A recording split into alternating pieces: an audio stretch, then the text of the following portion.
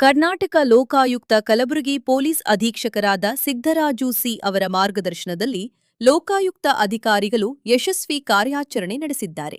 ಹೈದರಾಬಾದ್ ಮೂಲದ ದೂರುದಾರ ರಾಹುಲ್ ನೀಡಿದ ದೂರಿನ ಮೇರೆಗೆ ಕಲಬುರಗಿಯ 5ನೇ ಜೆಎಎಂಎಫ್ಸಿ ನ್ಯಾಯಾಲಯದ ಸಹಾಯಕ ಸರ್ಕಾರಿ ಅಭಿಯೋಜಕ ಎಪಿಪಿ ಸಂತೋಷ್ ಕುಮಾರ್ ಲೋಖಂಡೆ ಅವರು ನ್ಯಾಯಾಲಯಕ್ಕೆ ರಾಜಿ ಅರ್ಜಿ ಸಲ್ಲಿಸುವ ಕೆಲಸಕ್ಕಾಗಿ 10,000 ರೂಪಾಯಿ ನಗದು ಹಾಗೂ 9 ಸೀರೆಗಳು, 4 ಶರ್ಟ್ಗಳು, 4 ಜೀನ್ಸ್ ಪ್ಯಾಂಟ್ಗಳು, 1 ಜೋಡಿ ಶೂ, 4 ಮಹಿಳೆಯರ ಉಡುಪುಗಳು ಮತ್ತು 6 ಜೋಡಿ ಮಹಿಳೆಯರ ಚಪ್ಪಲಿಗಳನ್ನು ಬೇಡಿಕೆ ಇಟ್ಟಿದ್ದಾರೆ ಎನ್ನಲಾಗಿದೆ.